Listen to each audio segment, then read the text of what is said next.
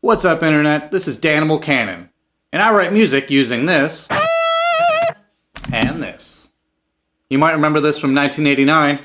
This is your Nintendo Game Boy, and you're probably wondering, how in the world does he do that? Well, I'm going to show you just a little bit. So check out this example from the first track on my new record called Axis. Strap yourself in. So I wrote the main riff for this song on the guitar, which is my primary instrument, and I'm going to play that for you right now.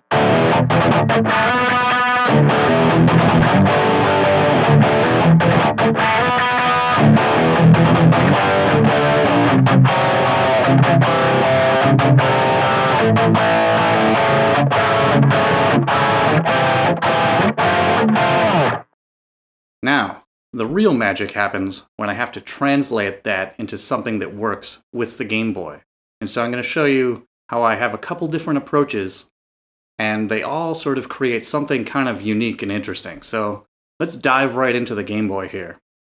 Okay, so this is the program I use to write my Game Boy music. It's called Little Sound DJ, and you'll notice it's text-based. I'm not going to go too deeply into it, but each of the 4 columns represents the 4 channels I have available to write music with. So usually when I start off with drums and bass. I'm not going to get into the drums right now, it's a little complicated. So I'm just going to start off with my wave channel here, which is what I'm going to use for my bass and my kick drum. Instrument 7 here is my kick drum, and instrument 8 is going to be my bass. It's kind of a saw bass.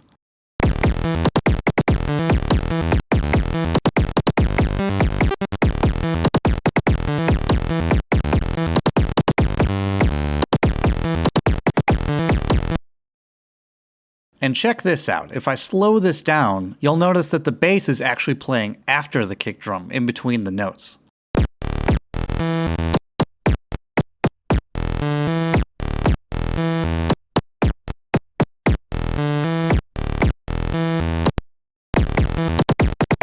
All of these channels are monophonic, which means they can only play one sound at a time, but this sort of channel economizing lets me squeeze even more music into these monophonic channels.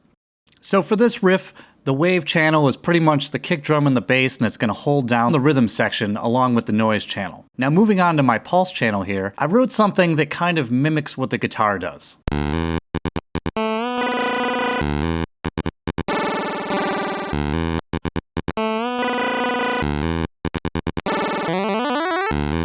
This is what it sounds like all together with the rhythm section.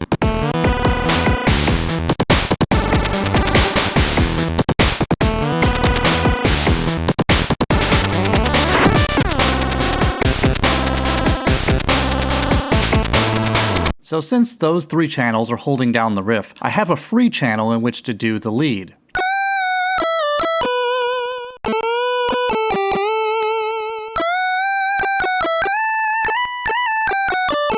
You'll notice I do a quick octave effect at the beginning of every note. It's just a quick little chirp to add a little bit of attack. It helps each note sort of stand out. Think of it like a pick hitting a guitar string.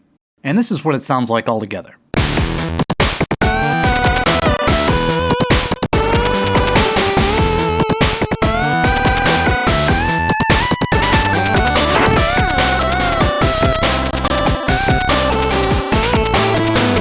Now that's just the first half of the riff. The second half of the riff is where I'm going to show you the fun stuff. I don't usually duplicate what the guitar is doing. In fact, I find I usually have to leave room for the guitar so I don't cover it up. So if I decided to do exactly what my guitar was doing for the last half of this riff, it would be really boring sounding. Let me show you what that sounds like.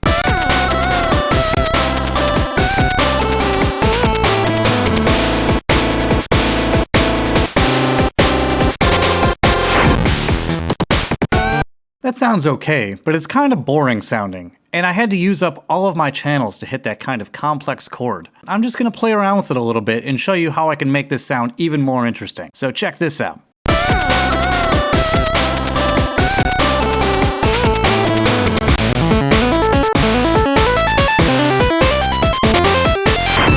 That is much cooler. Let's kind of break this down a little bit. What did I have actually going on here?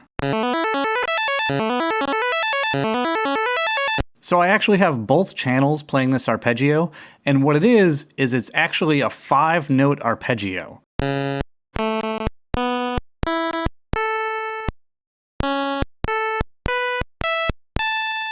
And what's cool about a 5-note arpeggio is that it kind of has an odd rhythm to it before it recycles. Okay, so I've isolated this section. Let's see if we can make this even cooler. I'm just going to start playing around with parameters, and this is kind of what I do with almost every single section of every song.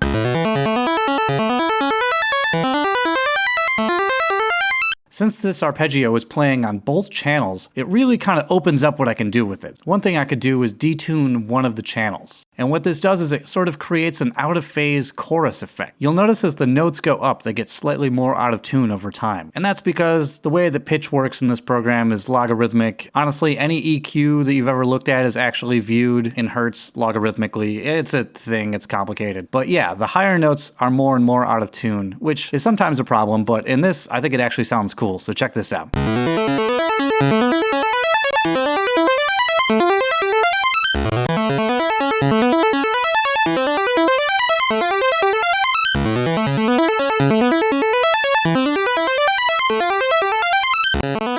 Okay, that sounds pretty cool. Let's do something else. Let's make it so halfway through each note, there's a cutoff, so it sounds like there's a little bit of an echo.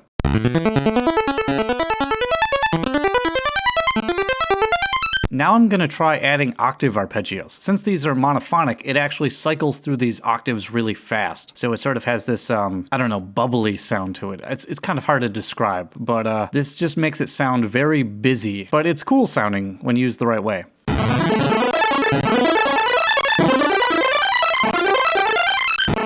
So what's going on there, literally every note that is playing is also hitting 3 octaves before it goes to the next note. It's kind of crazy. But chiptune music like this really lends itself to that sort of awesome precision, and so you can get kind of extreme sounds that are really quick to program.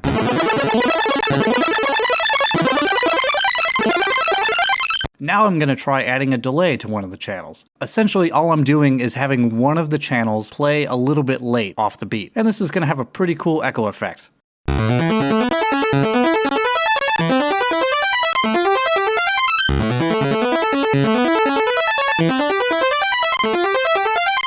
We can make the delay a little bit longer too. Whenever I mess around with these kinds of parameters, I'm constantly tweaking them to find what works the best for that part.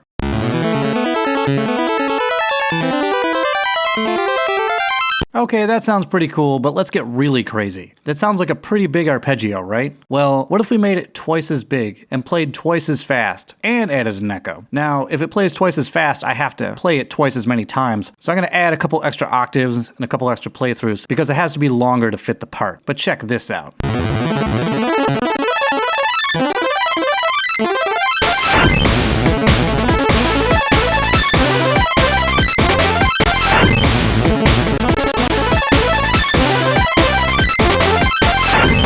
Doesn't that sound so much better than what we had before? And this is just scratching the surface. This is me just playing around with 2 channels on a single section. I could do this all day, and I did do this all day when I was writing my album. But a lot of these sounds are pretty unique to the platform. Not that you can't create them in another program, it's just that why would you? In another platform, I probably wouldn't think to do a 30-second note arpeggio that goes across like 7 octaves. And a program like this that's text-based makes it really easy to add tons of detail like that. So the fact that I only have a couple channels here and I'm trying to sort of mix it with my guitar and they're monophonic, that totally changes the whole composition process. I end up with a completely different piece of music than I would with a guitar, a piano, or a digital audio workstation. I just would not be making the same musical choices, and that is the most important part about this. This is not a gimmick. This is a unique way to make music, and both the interface and the uniqueness of the sound chip cause me to make new compositional decisions that end up with a piece of music that, dare I say it, sounds unique.